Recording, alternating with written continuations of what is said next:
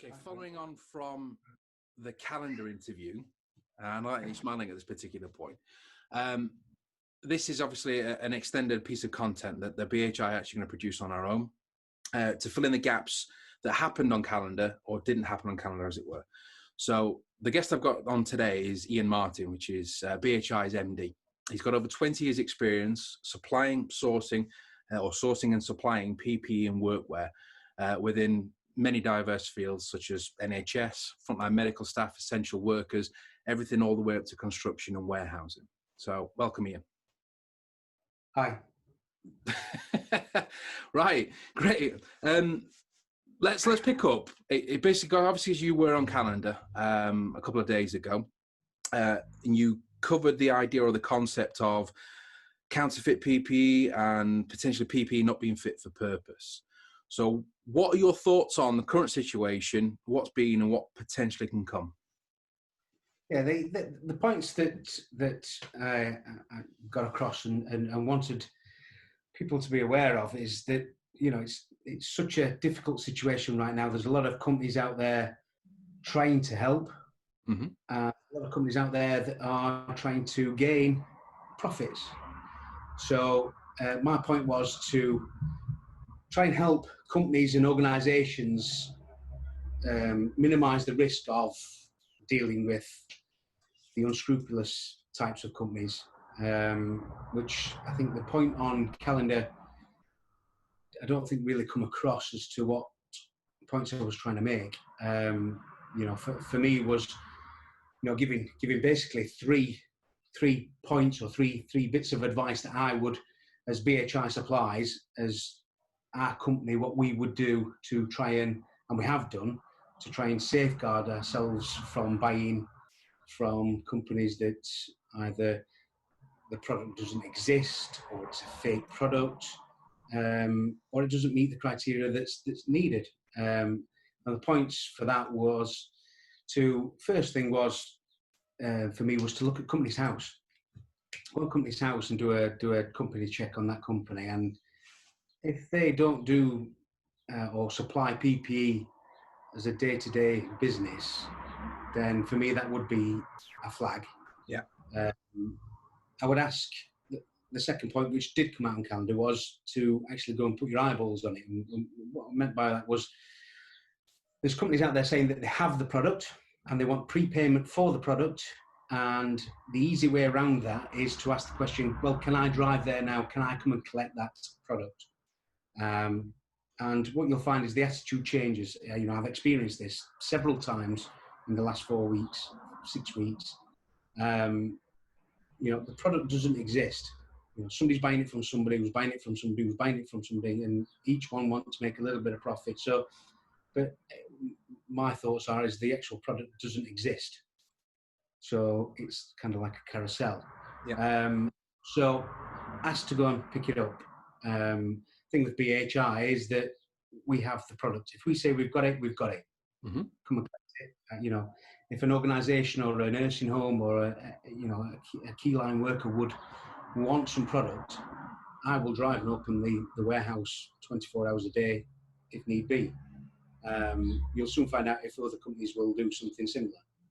The next one was to ask 2 simple questions around the same area. Is ask for a supplier invoice for the products that they're trying to promote. Mm-hmm. Say that they've obviously bought the product, and ask for a sales invoice for them products that they've sold to another organisation the same kind of size or order value as what you are potentially ordering. They can block out obviously all the figures, but just to show that there is some history that they've sold or bought that product. And that was the point, is to make sure that people realise that there are some unscrupulous companies and people out there that are trying to make a quick few quid out of this situation. And you know, we all need to be a bit careful, and that was the point I wanted to get across. Right. Well, I mean, you've expanded on that quite well. I mean, one of the questions that they'd ask you is, out of those 3, which one would you pick as being the most important? And you've got a good answer to that, haven't you? I have. But again, it depends on the scenario. So the answer to that question was go put your eyeballs on it, see that somebody's got it, and see the response. It's more the response from that person. So when you're dealing with them on the phone and they're saying they have the product, and you say, well, okay, I'll come and drive a van now. I'll come and collect that product tonight. And that person then starts to stutter. You soon realise that, hang on a minute, there's something not quite right here. Mm-hmm. You soon realise that that product either isn't available, doesn't exist, or they have to buy it from multiple other places first. Yeah. Hence the reason why you're paying so much money for that product. But then there's other scenarios too. So that's one scenario for if you needed some products urgently. So for instance, if you were a care home that had run out of product. So that's one scenario. But then the other scenarios would be if you were, say for instance, the NHS, is look at a company's house, see if that company does PPE for a day job. That's what they do for a living.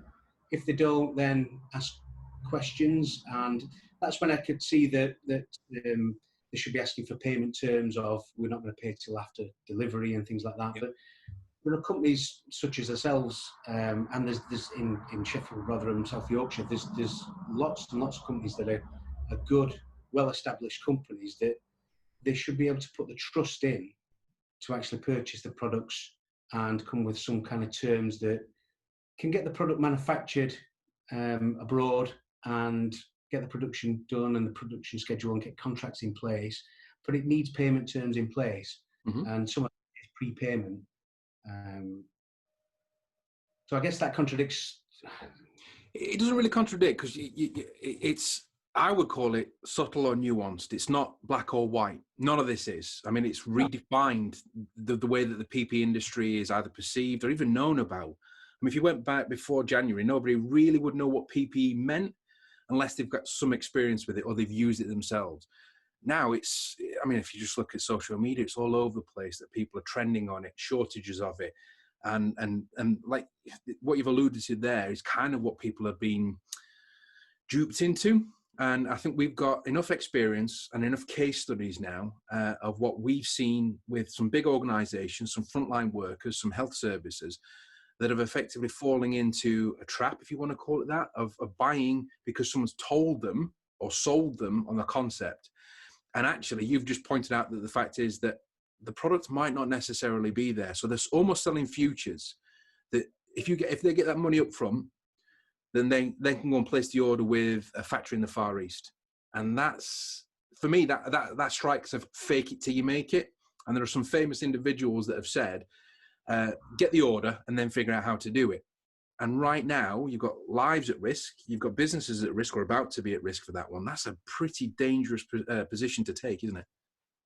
Absolutely, yeah. And the thing is that the people that are telling the truth and doing this, like I said, the PPE companies that do this on a day-to-day basis should be the first point of call for organisations to go to and ask advice. And for me, I'd offer my services, my knowledge, free of charge. And I have done to certain organisations just to help. Can I advise? Can I look at? Can I, help to advise they get the product to the right kind of time at the right kind of money, and try and ensure that the product is going to be the right product. Yeah.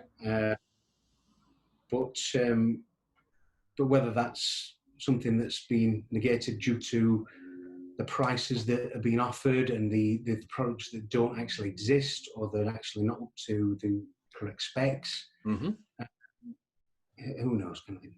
Well, it is a speculation, but I think one of the things that I like that you just said there is the fact that you would offer your services, your expertise to, not for BHI's benefit, but to make sure that the businesses or the people that need it now have actually got access to the right product. Now, if it's proven to be the wrong product or counterfeit or not fit for purpose, and you can say there's a question mark over that, that might save that person money, time, and potentially the risk that comes with that. There's another component to this, which I think is my opinion is potentially coming down the pipe. We as a country and also the world are seeing that there's PPE shortages, and even the biggest companies like the NHS and these frontline workers that have bought the product and it's not being fit for purpose or wrong. And everybody's now gearing up to open up.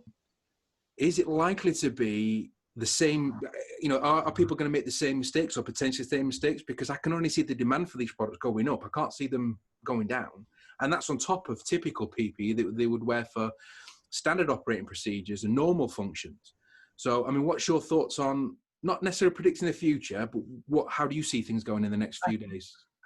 I genuinely see some pretty serious issues coming, because what you're going to find is there's going to be legitimate product landing in the UK by sea. Yeah. So the prices based on sea freighting as opposed to air freighting is going to be enormous. There's going to be a lot of product in the UK that has been bought at obscene amounts of money that is not worth that money, which potentially is going to have to get dumped because people don't want to lose money. Yeah. Is that going to hit the market in some way, shape, or form that's not going to be totally above board? You're going on a good part there, because one of the things that, how I see it, you're right. You've described what it's like a dovetail situation or a zigzag type situation where the demand's going to go up, but the supply or the normalized supply from legitimate sources is going to start hitting our shores or the market in the very near future. So people that have been buying FFP3 masks or FFP2 masks or surgical masks or gowns or gloves, that as the economy start opening up around the world, these products should theoretically come back into circulation. I can make a prediction now. I want to be wrong, and I think we're on the same boat on this. There are people that are going to be buying now the P2 or the P3 masks, which are traditionally used for industry, whether that be engineering or manufacturing. And they're going to be sitting on someone's office floor or the warehouse floor, and they spent 10, 20, 30 pounds per mask for these things. And some bean counter who doesn't really understand what's gone on is going to say, whoa, you need to use these P3 masks before we start ordering some new ones. Now, the new ones for me is, if you buy these masks for COVID, then they work. The minute you take those masks that aren't necessarily certified for the UK or the EU and use them for industry, and they attach over the ears, for example, you're inviting you're inviting a huge amount of risk and potential, obviously risking the workforce as well as financial.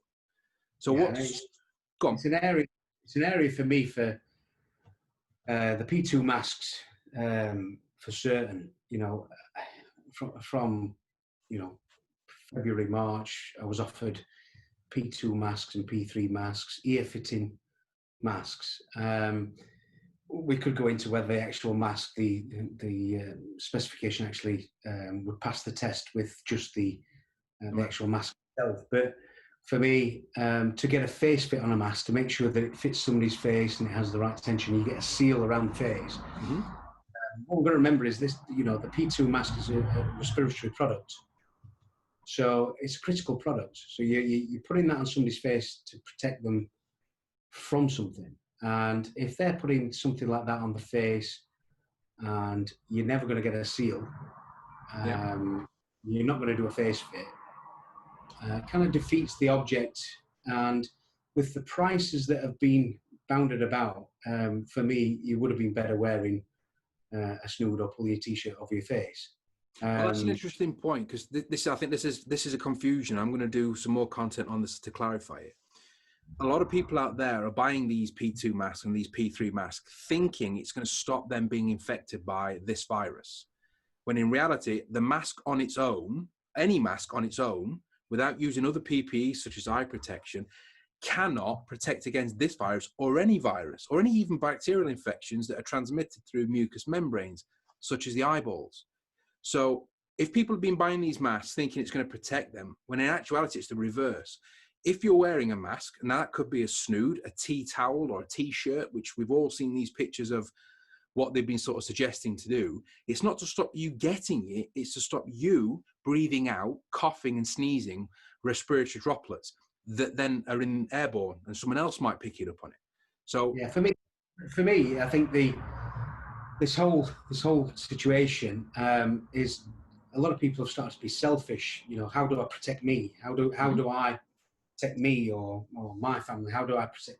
And what this should, and again, this is my opinion, but start to think that if you wear a mask, you're not wearing it to protect you. You're kind of wearing it to protect the next person. Yep. You know, putting alcohol in your hands, yes, it is protected you, but the next thing you touch up, so you sharp or door handle, kettle handle, they open things, and the, you know, what they should be supplying for me is alcohol, rub or sanitizer, is to protect the people in the shop, so the staff. So the people that come in the shop, for me, it's not just protecting them; it's protecting the people that are in the shop. Yes, and it's protecting the next person that walks in the shop.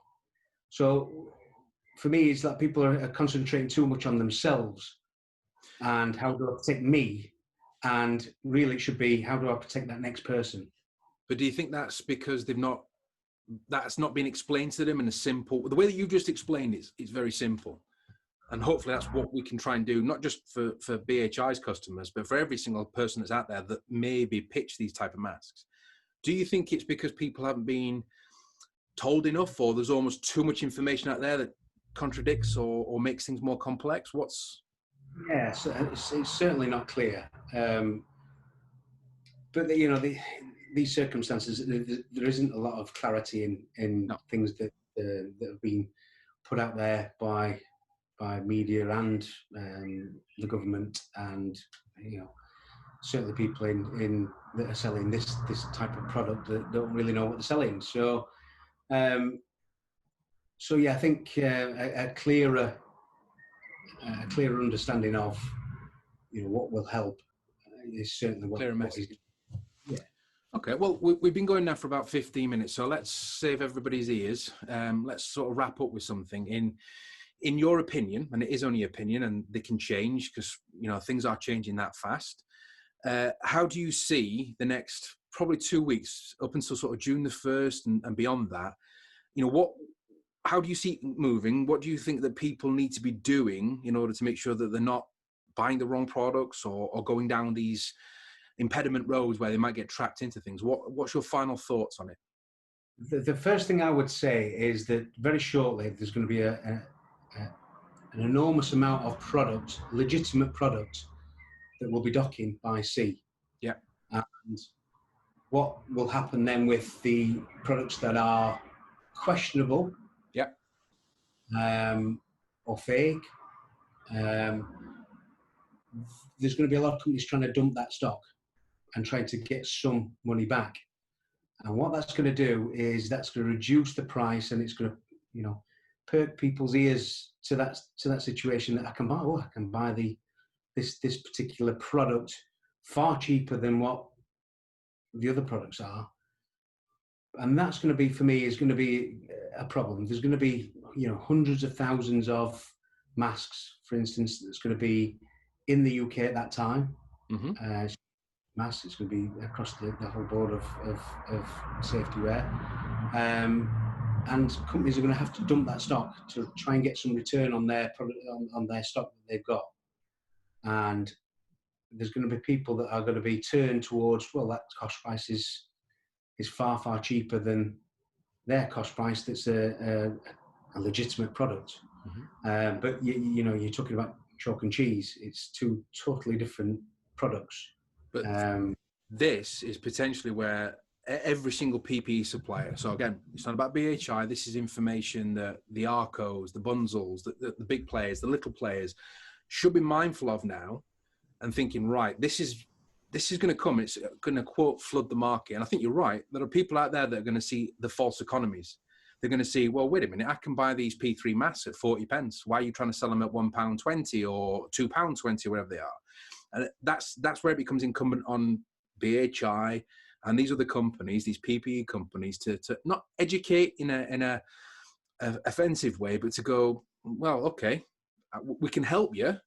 we can guide you, but if you want to buy that product, then don't be surprised if there's a knock on the door from the health and safety executive to say, why are you wearing that?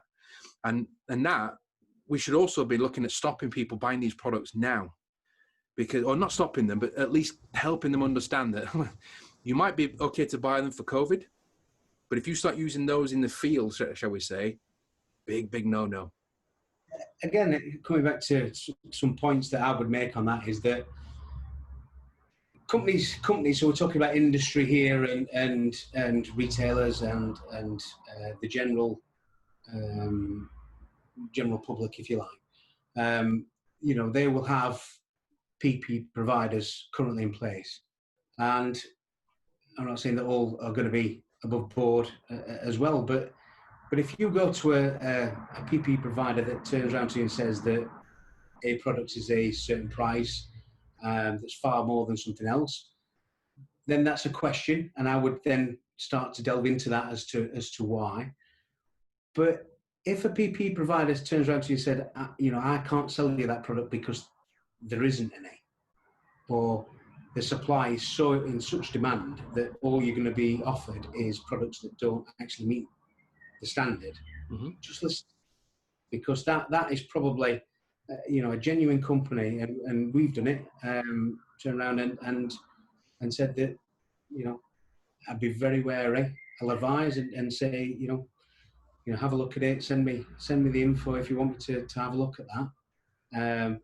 But there's a reason why. You know, if PP providers that are spending hundreds of thousands and millions of pounds on products on a day-to-day basis outside of this situation, and they're struggling to get the product, there's got to be a question.